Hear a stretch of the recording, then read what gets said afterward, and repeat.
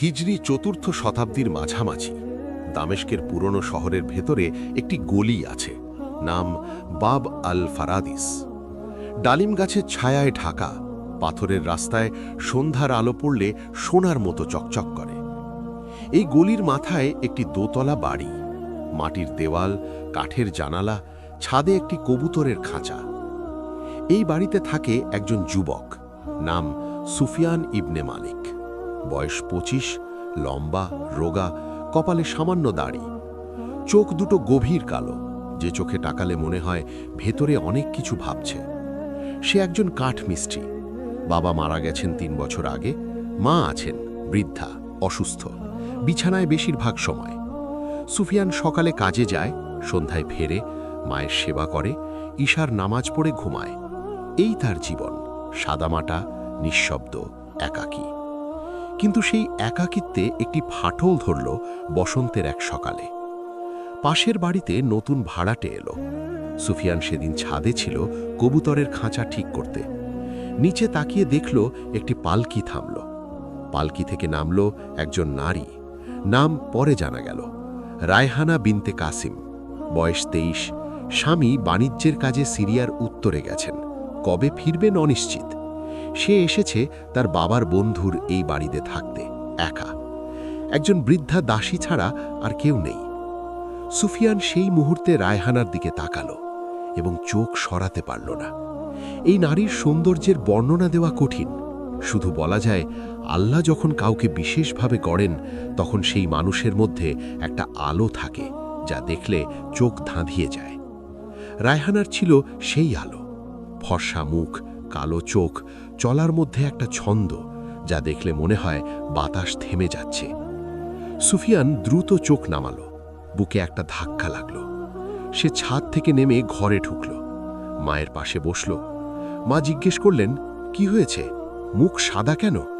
সুফিয়ান বলল, কিছু না মা, রোদ লেগেছে। কিন্তু সেটা রোদ ছিল না, সেটা ছিল শুরু। পরদিন সকালে সুফিয়ান কাজে বেরোচ্ছিল। গলির মুখে রায়হানা দাঁড়িয়েছিল, দাসীকে কিছু একটা বলছিল। সুফিয়ানের পায়ের আওয়াজ শুনে মাথা তুলল, চোখাচোখি হল। রায়হানা হাসল, সামান্য কিন্তু স্পষ্ট, তারপর চোখ নামালো। সুফিয়ান মাথা নামিয়ে হাঁটল, কিন্তু সেই হাসি সারা দিন তার মাথায় রইল। কাঠ কাটতে গিয়ে হাতে কোপ লাগল, কারণ মন অন্য জায়গায় ছিল। তৃতীয় দিন আরও স্পষ্ট হল। সুফিয়ান ছাদে গিয়েছিল সন্ধ্যায়। পাশের বাড়ির ছাদে রায়হানা দাঁড়িয়ে আছে, চুল খোলা, বাতাসে উড়ছে। সন্ধ্যার আলোয় তার মুখ যেন জ্বলছে।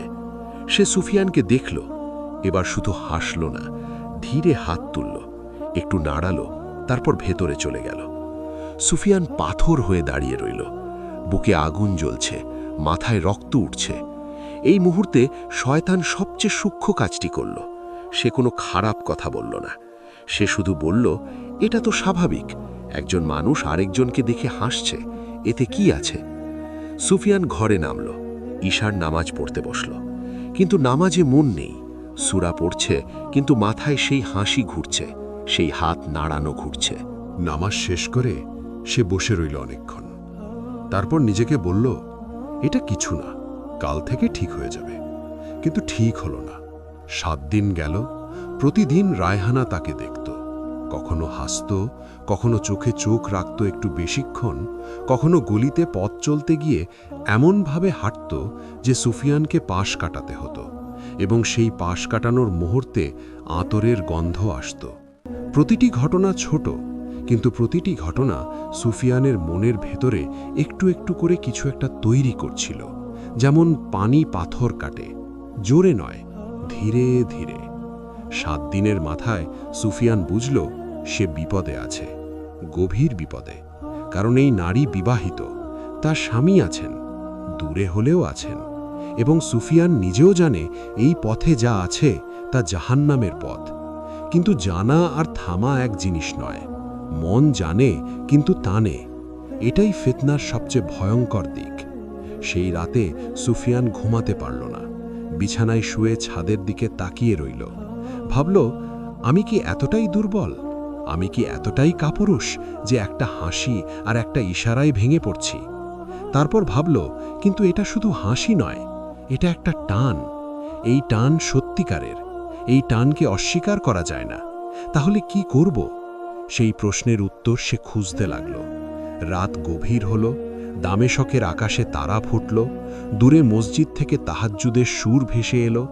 সুফিয়ান উঠল, অজু করল, 2 রাকাত নামাজ পড়ল, সিজদায় গেল, মাটিতে কপাল রাখল এবং প্রথমবারের মতো সত্যিকারভাবে বলল, ইয়া আল্লাহ, আমি বিপদে আছি, আমাকে সাহায্য করো।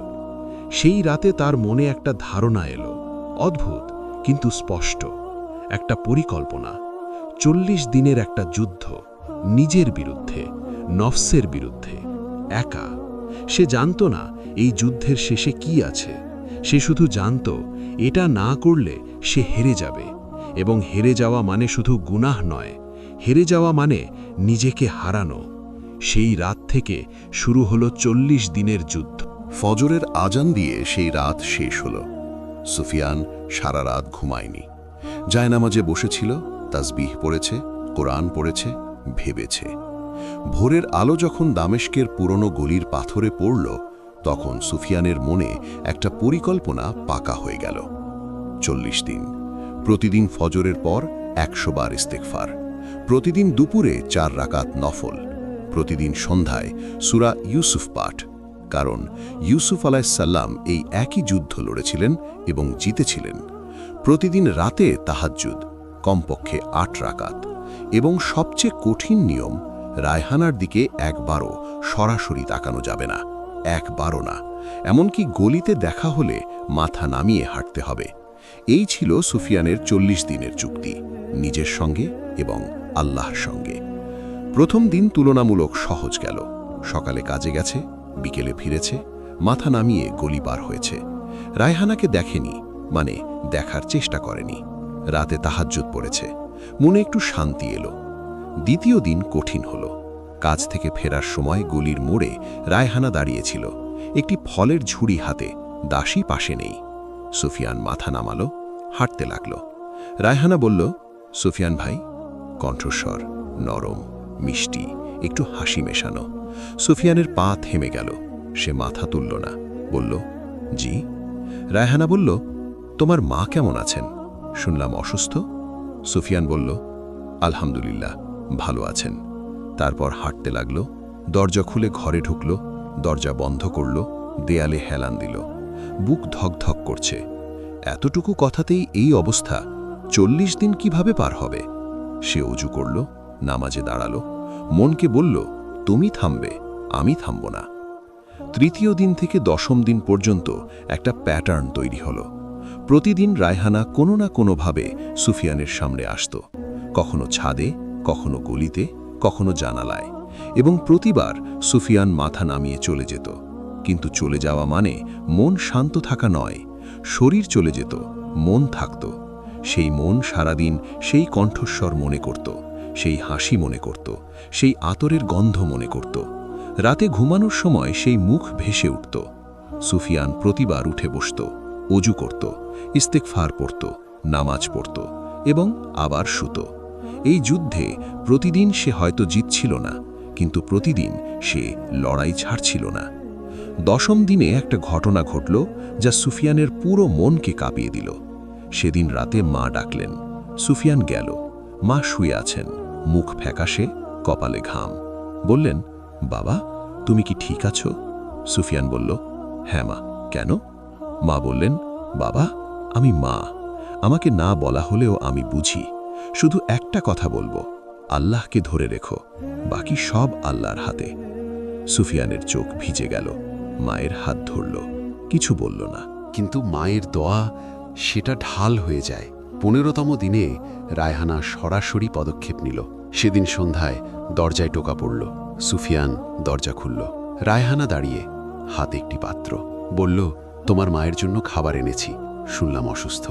সুফিয়ান এক মুহূর্ত থমকে গেল। পাত্রটা নেওয়া উচিত, এটা ভদ্রতা, কিন্তু পাত্র নিতে গেলে হাত লাগতে পারে। সে বলল, সুপ্রিয়া, দরজায় রেখে দিন। রায়হানা একটু অবাক হলো, বলল, ঠিক আছে। পাত্র রাখল। যাওয়ার আগে বলল, সুফিয়ান, তুমি কি আমাকে এড়িয়ে চলছ? সুফিয়ান দরজা ধরে দাঁড়িয়ে, মাথা নামানো। বলল, না, আমি শুধু ব্যস্ত। রায়হানা একটু থামল, তারপর চলে গেল। সুফিয়ান দরজা বন্ধ করল, ভেতরে ঢুকল, পাত্রটা মায়ের কাছে নিয়ে গেল। মা খেলেন। সুফিয়ান বসে রইল, বুকের ভেতরে একটা দ্বন্দ্ব। সে কি ঠিক করছে? এই নারীর কোনো দোষ আছে কি? হয়তো সে সত্যিই শুধু সাহায্য করতে চেয়েছে। কিন্তু তারপরেই সুফিয়ান নিজেকে বলল, না, শয়তান এভাবেই কথা বলে, সহজ করে, যুক্তি দিয়ে। হয়তো সে ভালো মানুষ, এই কথাটা সত্য হলেও বিপদের কথা। কারণ পাপ সবসময় খারাপ মানুষের কাছ থেকে আসে না, পাপ আসে সুন্দর পরিস্থিতি থেকে। 20তম দিনে সুফিয়ানের মনে হল সে হেরে যাচ্ছে। কারণ সেদিন রাতে সে স্বপ্ন দেখল রায়হানাকে। স্বপ্নে সব ঘটে গেল। সকালে ঘুম ভাঙল, ঘেমে উঠেছে, বুকে অপরাধবোধ, যেন সত্যিই কিছু করে ফেলেছে। সে দ্রুত উঠেল, গোসল করল, ফজর পড়ল। কিন্তু সেই অপরাধবোধ সারাদিন রইল। সন্ধ্যায় মসজিদে গেল, ইমামের কাছে বসল। নাম বলল না, ঘটনা বলল না, শুধু জিজ্ঞেস করল, শায়েক, স্বপ্নে গুনাহ হলে কি হিসেব হয়? ইমাম বললেন, না, স্বপ্নে গুনাহ হয় না। কলম উঠিয়ে নেওয়া হয় 3টি মানুষ থেকে, ঘুমন্ত মানুষ তাদের একজন। সুফিয়ানের বুক থেকে একটা ভার নামল। কিন্তু ইমাম আরও বললেন, কিন্তু যদি জাগ্রত অবস্থায় মনে সেই চিন্তা লালন করা হয়, সেটা ভিন্ন কথা। সুফিয়ান মাথা নামালো, ইমামের কথা বুকে লাগল। সে কি মনে সেই চিন্তা লালন করছে? হয়তো করছে। হয়তো সে মনে মনে সেই মুখ দেখতে চাইছে, সেই কণ্ঠ শুনতে চাইছে। এটাই তো বিপদ। মসজিদ থেকে বের হলো, রাতের দামেশক। গলিতে মশালের আলো, দূরে কুকুরের ডাক। সুফিয়ান হাঁটছে এবং হাঁটতে হাঁটতে সিদ্ধান্ত নিল, আগামীকাল থেকে সে আরও একটা নিয়ম যোগ করবে। প্রতিদিন একটি রোজা, নফলের রোজা। কারণ নবী সাল্লাল্লাহু আলাইহি ওয়াসাল্লাম বলেছেন, যে বিয়ে করতে পারছো না সে রোজা রাখো। রোজা ঢাল, রোজা নফসকে দুর্বল করে। সে রোজা শুরু করবে। 25তম দিনে একটি অপ্রত্যাশিত ঘটনা ঘটল। রায়হানা সকালে সুফিয়ানের দরজায় এলো, দাসী সঙ্গে নেই, একা। সুফিয়ান দরজা খুলল। রায়হানার চোখে পানি। বলল, সুফিয়ান ভাই, আমার স্বামীর কোনো খবর নেই 2 মাস। আমি ভয় পাচ্ছি। তুমি কি একটু বাজারে খোঁজ নিতে পারবে? কোনো কাফেলা এসেছে কিনা উত্তর থেকে? সুফিয়ান সেই চোখের দিকে তাকালো না, কিন্তু কণ্ঠস্বর শুনল, পানির শব্দ শুনল। এই মুহূর্তে মন বলল, সে সত্যিই বিপদে আছে, সাহায্য করা উচিত, এটা মানবিক দায়িত্ব। কিন্তু সঙ্গে সঙ্গে আরেকটা কণ্ঠ বলল, এটা ফাঁদও হতে পারে, শয়তান দয়ার রূপ নিয়েও আসে। সুফিয়ান বলল, আমি খোঁজ নেব, আপনি ভেতরে যান। রায়হানা চলে গেল। সুফিয়ান বাজারে গেল, খোঁজ নিল। বিকেলে ফিরে দাসীর মাধ্যমে খবর পাঠালো, উত্তর থেকে কাফেলা আসেনি এখনো, আরও 10 দিন লাগবে। সরাসরি রায়হানার কাছে গেল না, দাসীর মাধ্যমে পাঠালো। এটাই ছিল সীমারেখা। সে সাহায্য করবে, কিন্তু সীমার ভেতরে থেকে। সেই রাতে তাহাজ্জুদে সুফিয়ান কাঁদল, সিজদায় বলল, ইয়া আল্লাহ, আমি কতটা দুর্বল তা তুমি জানো, কিন্তু আমি তোমার কাছে পালাচ্ছি, তুমি ছাড়া আর কোথায় যাব? 30তম দিন এলো। সুফিয়ানের শরীর ক্লান্ত। প্রতিদিন রোজা, প্রতি রাতে তাহাজ্জুদ, প্রতিদিন কুরআন, এই ধকলে শরীর শুকিয়ে গেছে। চোখের নিচে কালো দাগ। কাঠমিস্ত্রির কাজে হাত কাঁপে কখনো কখনো। কিন্তু মনের ভেতরে একটা জিনিস তৈরি হচ্ছে, যা শরীরের ক্লান্তির বিপরীতে দাঁড়িয়ে আছে। একটা দৃঢ়তা, একটা শক্ত মাটির মতো অনুভূতি, যে মাটিতে পা রাখলে মনে হয় পড়ে যাব না। 30তম দিনে রায়হানা আর আসেনি দরজায়। গত 5 দিন সে চুপচাপ। হয়তো বুঝেছে সুফিয়ান সাড়া দেবে না, হয়তো অনুতপ্ত। সুফিয়ান জানে না, জানার চেষ্টাও করেনি, কারণ জানার চেষ্টা করা মানেই মনোযোগ দেওয়া, এবং মনোযোগ দেওয়া মানেই বিপদের দরজা খোলা। 30তম দিনে একটা ঘটনা হলো, যা সুফিয়ানকে ভেতর থেকে ঝাঁকিয়ে দিল। মসজিদে জুম্মার নামাজ শেষে ইমাম একটা কথা বললেন। সুফিয়ান সামনের কাতারে বসা। ইমাম বললেন, আল্লাহ তাআলা বলেছেন, যে ব্যক্তি আমার ভয়ে কোনো কামনা ত্যাগ করে, আমি তাকে এমন কিছু দেব যা সে কল্পনাও করেনি, এবং আমি তার অন্তরকে ঈমানের আলোয় ভরে দেব। সে কি সত্যি আল্লাহর ভয়ে এই ত্যাগ করছে, নাকি শুধু নিয়মের ভয়ে? সে নিজেকে জিজ্ঞেস করল এবং সততার সঙ্গে উত্তর খুঁজল। উত্তর এলো, হ্যাঁ, সে সত্যিই আল্লাহকে ভয় পায়। সে সত্যিই চায় না যে আল্লাহর সামনে দাঁড়িয়ে লজ্জা পেতে হোক। এই ভয়টা আসল, তাহলে আল্লাহর ওয়াদাও আসল। ৩৫তম দিনে একটা অপ্রত্যাশিত মোড় এলো। সকালে দাসী এসে খবর দিল রায়হানার স্বামীর কাফেলা ফিরে আসছে, 2 দিনের মধ্যে পৌঁছাবে। রায়হানা খুশি হয়েছেন, কাঁদছেন আনন্দে। সুফিয়ান সেই খবর শুনল। বুকে একটা মিশ্র অনুভূতি, স্বস্তি এবং একটা অদ্ভুত কষ্ট যা সে নিজেও বুঝতে পারল না। তারপর নিজেকে বলল, এই কষ্টটাই প্রমাণ যে মন এখনো পুরোপুরি মুক্ত হয়নি, যুদ্ধ এখনো শেষ হয়নি। ৩৫তম দিনের রাতে সুফিয়ান তাহাজ্জুদে বসে একটা কাজ করল যা সে আগে কখনো করেনি। সে আল্লাহর কাছে চাইল, সরাসরি চাইল। বলল, ইয়া আল্লাহ, আমি একা, আমার কোনো সঙ্গী নেই, আমার মন দুর্বল। তুমি আমাকে একজন হালাল সঙ্গী দাও, এমন কেউ যাকে দেখে তোমার কথা মনে হয়, যার সঙ্গে থাকলে তোমার ইবাদত সহজ হয়। এটাই ছিল সুফিয়ানের প্রথম সত্যিকারের চাওয়া। 6 বছর ধরে বিয়ের কথা মাথায় আসেনি। মায়ের সেবায় ব্যস্ত ছিল, অর্থকষ্ট ছিল, কিন্তু এই 40 দিনের যুদ্ধ তাকে শিখিয়েছে মানুষের হালাল প্রয়োজন আছে। সেই প্রয়োজন অস্বীকার করা সমাধান নয়, সমাধান হল হালাল পথে সেই প্রয়োজন পূরণ করা। 37তম দিনে রায়হানার স্বামী ফিরে এলেন। সুফিয়ান দূর থেকে দেখল, একজন মধ্যবয়সী মানুষ, ক্লান্ত, ধুলোমাখা, কিন্তু চোখে আনন্দ। রায়হানা দরজায় দাঁড়িয়েছিল, চোখে পানি, মুখে হাসি। সেই দৃশ্য দেখে সুফিয়ানের মনে একটা শান্তি এলো। এই শান্তি আগের সেই অস্থির অনুভূতির চেয়ে সম্পূর্ণ আলাদা। এই শান্তিতে কোনো জ্বালা নেই, কোনো টান নেই, শুধু একটা স্বস্তি, যেন একটা বিপদ কেটে গেছে। সে বুঝল রায়হানা তার জন্য নয়, কখনো ছিল না, এবং এই সত্যটা এখন আর কষ্টের নয়, বরং মুক্তির। 39তম দিনে সুফিয়ানের মায়ের অবস্থা খারাপ হলো। রাতে জ্বর এলো। সুফিয়ান সারা রাত মায়ের পাশে বসে রইল। ভোরের দিকে মা একটু ভালো হলেন, চোখ খুললেন, ছেলের মুখ দেখলেন, বললেন, বাবা, তুমি সারা রাত জেগেছ? সুফিয়ান বলল, হ্যাঁ মা। মা বললেন, তোমার জন্য আল্লাহর কাছে দোয়া করেছি, আল্লাহ তোমাকে এমন কাউকে দিক যে তোমার মনের শান্তি হবে। সুফিয়ানের চোখ ভিজে গেল, মায়ের হাত চেপে ধরল। কিছু বলল না, এবং 40তম দিন এলো। সেই দিনটা সুফিয়ান আগে থেকেই বিশেষভাবে রেখেছিল মনে। সে ঠিক করেছিল এই দিন সে পুরো দিন রোজা রাখবে, বাড়ি থেকে বেরোবে না, শুধু কুরআন পড়বে, নামাজ পড়বে, দোয়া করবে। সারা দিন সে ঘরে ছিল, কুরআন পড়ল, নামাজ পড়ল, মায়ের সেবা করল। বিকেলে সূরা ইউসুফ পড়ল, পুরোটা একবারে। পড়তে পড়তে কাঁদল, কারণ ইউসুফ আলাইহিস সালামের গল্পে সে নিজেকে দেখতে পেল, ছোট আকারে, ক্ষুদ্র স্তরে, কিন্তু একই যুদ্ধ।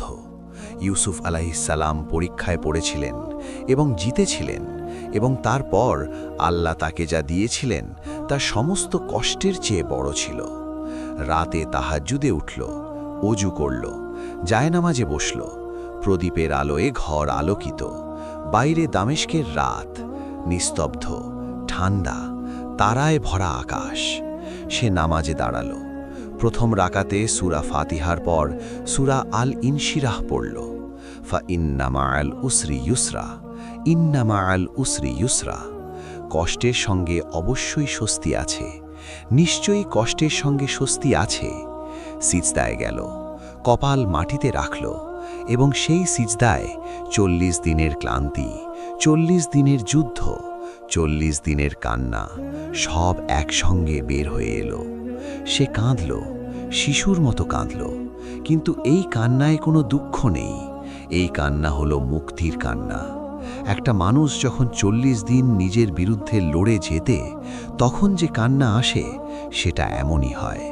সে সিজদায় বলল, ইয়া আল্লাহ, আমি জিতেছি কিনা জানি না, কিন্তু আমি লড়েছি, প্রতিদিন লড়েছি, প্রতি রাত লড়েছি। এখন আমি ক্লান্ত, তোমার কাছে সমর্পণ করলাম। নামাজ শেষ করে এসে বসে রইল। ঘরে নিস্তব্ধতা, প্রদীপের শিখা কাঁপছে। তারপর একটা অদ্ভুত জিনিস হলো। হঠাৎ সুফিয়ানের বুকে এমন একটা শান্তি এলো যা সে আগে কখনো অনুভব করেনি। এটা সাধারণ শান্তি নয়, এটা এমন এক প্রশান্তি যা বাইরে থেকে আসে না, ভেতর থেকে আসে। এমন এক আলো যা চোখে দেখা যায় না, কিন্তু বুকে অনুভব হয়। সুফিয়ান বসে রইল, শুধু অনুভব করল, চোখ বন্ধ, বুকে হাত, এবং সে বুঝল এটাই সেই জিনিস আল্লাহ যা দেওয়ার কথা বলেছেন, ঈমানের আলো। এটা পুরস্কার নয়, এটা উপস্থিতি, আল্লাহর উপস্থিতির অনুভূতি, যে অনুভূতি একবার পেলে মানুষ জানে এর বিনিময়ে সব কিছু ছাড়া সম্ভব। পরদিন সকালে মসজিদে ফজর পড়তে গেল। নামাজের পর ইমাম তাকে ডাকলেন, বললেন, সুফিয়ান, একটা কথা আছে। সুফিয়ান বসল। ইমাম বললেন, গত কদিন তোমাকে দেখছি মসজিদে, তোমার চেহারায় একটা নূর এসেছে। আল্লাহ কি কোনো নেয়ামত দিয়েছেন? সুফিয়ান হাসল, বলল, আল্লাহ পরীক্ষা দিয়েছিলেন, আমি লড়েছি, এটুকু। ইমাম বললেন, তোমার সঙ্গে একটা কথা আছে। আমার এক বন্ধু আছেন, আবু নাসার আল হারিসি। তার একটি মেয়ে আছে, নাম সুমাইয়া, বয়স 22, ধার্মিক, শিক্ষিত, বাবা ভালো মানুষ। তারা একজন ভালো পাত্র খুঁজছেন। আমি তোমার কথা বলতে পারি। সুফিয়ান এক মুহূর্ত থমকে গেল। তারপর মনে পড়ল 35তম রাতে সে আল্লাহর কাছে চেয়েছিল, হালাল সঙ্গী চেয়েছিল, এমন কেউ যাকে দেখে আল্লাহর কথা মনে হয়, এবং 5 দিনের মধ্যে এই কথা এলো। সুফিয়ানের চোখ ভিজে গেল। বলল, শায়েখ, আমি রাজি। সেই দিন বিকেলে বাড়ি ফিরে মায়ের কাছে গেল। মায়ের পাশে বসল, বলল, মা, বিয়ের একটা কথা এসেছে। মা চোখ খুললেন, মুখে হাসি এলো, এমন হাসি যা অনেক দিন আসেনি। বললেন, আলহামদুলিল্লাহ, আল্লাহ শুনেছেন। সুফিয়ান মায়ের হাত ধরল, বলল, মা, তুমি দোয়া করেছিলে, আল্লাহ কবুল করেছেন। মা বললেন, না বাবা, তুমি লড়েছিলে, আল্লাহ তোমার লড়াই দেখেছেন। দুজন চুপ করে রইল। ঘরে সন্ধ্যার আলো, বাইরে দামেস্কের গলিতে আজানের সুর ভেসে আসছে, এবং সেই সুরের মধ্যে একটি যুবকের 40 দিনের যুদ্ধ শেষ হল বিজয়ের মধ্যে দিয়ে। সে জিতেছিল, নিজের বিরুদ্ধে লড়ে জিতেছিল, এবং জেতার পুরস্কার আল্লাহ দিলেন বুক ভরা শান্তি, মায়ের হাসি, এবং হালাল পথে একটি নতুন জীবনের দরজা। 40 দিনের সেই যুদ্ধের কথা সুফিয়ান পরে তার ছেলেকে বলেছিল। ছেলে জিজ্ঞেস করেছিল, আব্বা, সবচেয়ে কঠিন দিন কোনটা ছিল? সুফিয়ান হেসেছিল, বলেছিল, প্রতিটা দিন, কিন্তু সবচেয়ে কঠিন ছিল সেই দিনগুলো যখন মন বলেছিল, ছেড়ে দাও, এটা অনেক কঠিন, তুমি পারবে না। সেই মুহূর্তে না ছাড়াটাই ছিল সবচেয়ে বড় যুদ্ধ। ছেলে জিজ্ঞেস করল, আর জেতার রহস্য কি ছিল? সুফিয়ান বলল, একটাই, প্রতিদিন আল্লাহর কাছে ফিরে যাওয়া, পড়ে গেলেও উঠে দাঁড়ানো, ক্লান্ত হলেও না থামা, কারণ আল্লাহ সেই মানুষকে ভালোবাসেন যে বারবার পড়ে, বারবার ওঠে, এবং প্রতিবার তার দিকেই ফেরে।